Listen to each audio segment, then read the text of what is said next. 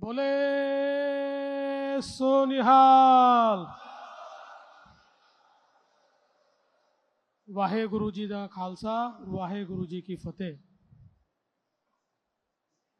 आज इस बहुत ही पवित्र अवसर पर सबसे पहले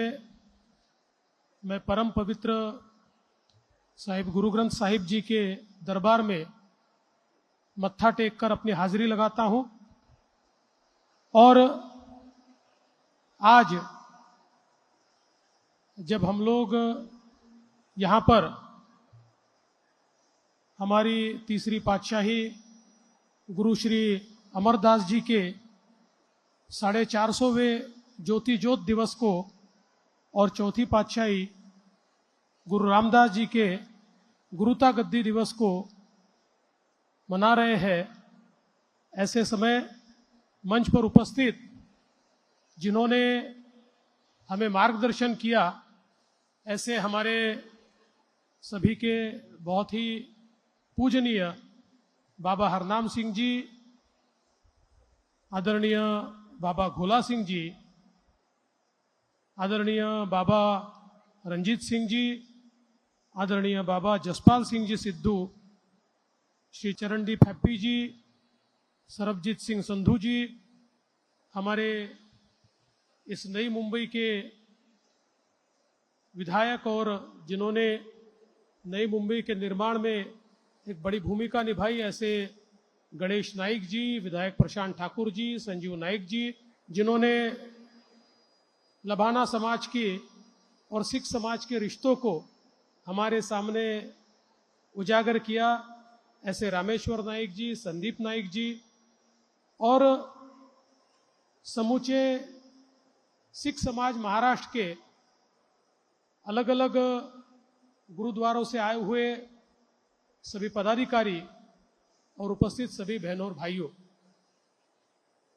मेरा सौभाग्य है कि आज के इस पवित्र अवसर पर आप सभी के बीच मैं उपस्थित हो पाया हूं। हमारा ये जो हमारी सिख कौम है, ये एक ऐसी कौम है जिसने जब जब हमारे समाज पर, धर्म पर, संस्कृति पर, देश पर आक्रमण हुआ तो सारे वार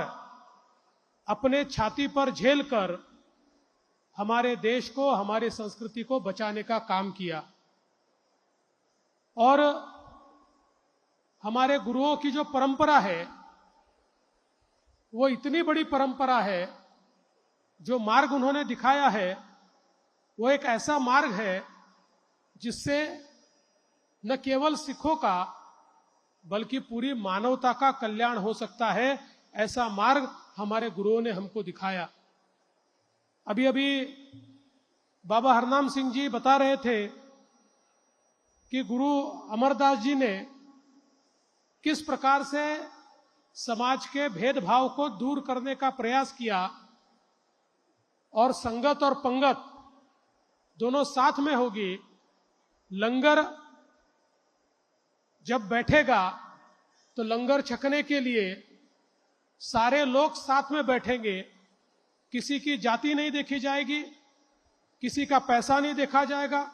कोई ऊंच नीच नहीं देखी जाएगी। सभी को एक लाइन में बैठाकर उन्होंने ये जो लंगर की शुरुआत की और स्वयं भी साथ में बैठते थे और धीरे धीरे राजा भी और जो पूरे तरीके से पैसाहीन है ऐसा व्यक्ति भी, रंक भी इस लंगर में साथ में बैठने लगे और पूरा भेदभाव मिटाने का काम सही मायने में गुरु अमरदास जी ने किया। और साथ साथ उन्होंने इस भेदभाव को मिटाने के लिए ऐसी बावली का निर्माण किया जहां का पानी हर व्यक्ति ले सकता था और इसके माध्यम से एक समता का मंत्र हमारे बीच लाने का प्रयास उन्होंने किया। और जिसका उल्लेख यहां पर हुआ, सती की प्रथा को बंद करने का काम भी उन्होंने किया तो समाज में जिस प्रकार के सुधारों की आवश्यकता थी उनको करने वाले हमारे गुरुजी गुरु अमरदास जी थे। इसीलिए आज जब उनका 450वां ज्योति ज्योत का कार्यक्रम यहाँ पर हो रहा है तो मुझे ऐसा लगता है कि उनके विचार कितने प्रासंगिक है और इन्हीं विचारों ने आज एक दिशा हमको निश्चित रूप से दिखाई है। ऐसे ही हमारे गुरु रामदास जी हमारी चौथी पातशाही जिनके गुरुता गद्दी का आज 450वां साल हम मना रहे हैं, मुझे ऐसा लगता है कि उन्होंने भी हमें एक ऐसा मार्ग दिखाया कि जिस मार्ग पर चलकर हम सभी लोग आज भी प्रगति की ओर चल रहे हैं। ऐसे हमारे इन गुरुओं को हम लोग इसलिए भी याद करते हैं कि उन्हीं के बलिदान के कारण, उन्हीं के आशीर्वाद के कारण आज हम लोग ये सारा कार्य कर पा रहे हैं। जैसे गुरु रामदास जी ने हमें कार सेवा का एक संदेश दिया और तब से लेकर आज तक लगातार कार सेवा चल रही है। और ये कार सेवा इस प्रकार की सेवा है कि जो सिख समुदाय को दुनिया से अलग करती है और कार सेवा करते हुए भी सबसे अमीर व्यक्ति और सबसे गरीब व्यक्ति एक साथ कार सेवा करते हैं और एक प्रकार से समाज की और अपने गुरुओं की सेवा आज हम लोग सब मिलकर करते हैं। मुझे ऐसा लगता है कि ये जो धरोहर हमको मिली है ये बहुत ही महत्वपूर्ण इस प्रकार की धरोहर है जिसको आगे ले जाना हम सभी का काम है। और आज मुझे बहुत खुशी है कि पूरे महाराष्ट्र से हमारा सिख समाज आज यहाँ पर एकत्रित आया है। यहाँ पर आने से पहले कुछ समय पहले यहीं पर पास में बाजू में हमारे जो अलग अलग गुरुद्वाराओं से आए हुए वहाँ के अध्यक्ष हैं, इनके साथ भी एक मेरी बैठक हुई और अभी अभी बाबा हरनाम सिंह जी ने और बाबा भोला सिंह जी ने मुझे समाज की ओर से एक निवेदन भी सौंपा, एक डेलीगेशन भी सौंपा है और जिसमें बहुत ही छोटी छोटी बातें कही गई है। मसलन हमारे सरकार के साथ में समाज का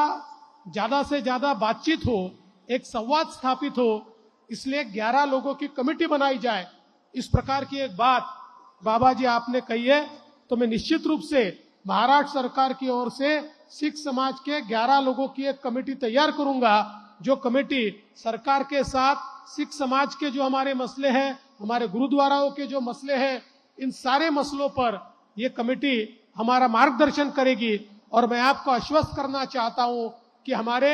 इन मसलों को हल करने के लिए महाराष्ट्र की सरकार निश्चित रूप से पहल करेगी। हमने तय किया है कि जिस प्रकार से आपने यहाँ पर मांग की है हमारे सिख समाज की संस्थाओं के लिए, चाहे वो स्कूल खोलने के लिए हो, कॉलेज के लिए हो या हॉस्पिटल हो, इसमें जो भी आप लोगों को जमीन की मदद लगेगी निश्चित रूप से उसमें सरकार आगे आएगी। और साथ साथ हमारे जो ये सारे गुरुओं के स्थान है इनको जोड़ने का काम रेलवे के माध्यम से, कनेक्टिविटी के माध्यम से करने का प्रयास हम करेंगे ताकि गुरु सचखंड साहिब में जो हमारे पंजाब से भी लोग आते हैं उनको एक सहूलियत हो और यहाँ से भी जो लोग अमृतसर में जाते हैं, स्वर्ण मंदिर के दर्शन के लिए जाते हैं, उनको भी सहूलियत हो। इस प्रकार की रेलवे की कनेक्टिविटी हो। ये जो मांग आप लोगों ने की है निश्चित रूप से इसको भी पूरा करने का प्रयास हम लोग करेंगे। मैं आज के इस मौके पर इतना ही कहना चाहता हूं कि अगला वर्ष आपने बताया गुरु तेग बहादुर जी की शहीदी का 350वां वर्ष है और मैं आज ही यहाँ पर यह घोषणा करता हूं कि ये 350वां शहीदी दिवस महाराष्ट्र सरकार भी मनाएगी और आपके साथ साथ महाराष्ट्र में और देश में सब जगह इस शहीदी दिवस को मनाकर हमारी सारी पीढ़ियों को हम बताने की कोशिश करेंगे कि हमारे गुरुओं ने बलिदान दिया, इसलिए आज हम लोग ये जिंदगी जी रहे हैं और उस बलिदान को हम सब लोग याद रखें। इस प्रकार का निश्चित रूप से ये विचार, बहुत अच्छा विचार आपने हमारे सामने लाया है। मैं केवल इतना ही कहता हूं कि हम सभी लोग बचपन से हमारे गुरुओं की कहानियां पढ़ पढ़ कर बड़े हुए, उनका शौर्य, उनकी वीरता, इसके पाठ पढ़ पढ़ कर बड़े हुए। मुझे आज भी याद है,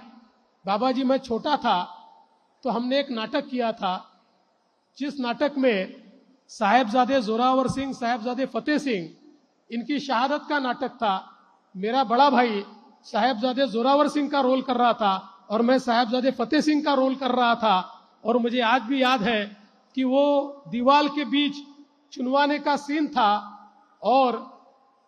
बड़े भाई के आंखों में आंसू थे, तो छोटे भाई ने बड़े भाई को कहा कि अरे अपन किसके बेटे हैं, जानते नहीं हो, मरने से डरते हो, आपकी आंखों में आंसू है। तो बड़े भाई ने कहा आंसू इसलिए नहीं है, तू मेरे से छोटा है, लेकिन मेरे से पहले तू शहीद होगा और तेरे बाद मैं शहीद होगा, इसके लिए मेरे आंखों में आंसू है। इस प्रकार का ओज, इस प्रकार का तेज जिन साहबजादों में था, ऐसे लोगों की कहानियां पढ़कर हम भी बड़े हुए हैं। हमारे सिख समाज ने, सिख समुदाय ने इस देश के लिए, हमारे संस्कारों के लिए, हमारे संस्कृति के लिए, हमारे धर्म के लिए जो किया है वो हम सब लोग जानते हैं। इसलिए समाज के लिए कोई भी छोटी से छोटी, बड़ी से बड़ी चीज अगर हमारे हाथ से होगी तो हम अपने आप को धन्य मानेंगे। और आज हमारे रामेश्वर नाइक जी ने भी बहुत महत्वपूर्ण चीजें यहाँ पर कही है। हम सब लोगों को मिलकर हमारी संस्कृति को, हमारे संस्कारों को, हमारे वजूद को आज यहाँ पर टिकाना होगा, उसे मजबूत करना होगा और उसके लिए हम सब लोग मिलकर प्रयास करेंगे। इतना ही आज के मौके पर कहता हूं। और आपने इस संगत में शिरकत करने का न्योता मुझे दिया, ये पवित्र कार्य आज मेरे हाथों से यहाँ पर संपन्न हो पाया और मैं यहाँ पर अपना मत्था टेक पाया, इसलिए आपका बहुत बहुत आभार व्यक्त करता हूं और अपनी वाणी को विराम देता हूं। जो बोले सो निहाल। वाहे गुरु जी दा खालसा, गुरु जी दी फतेह।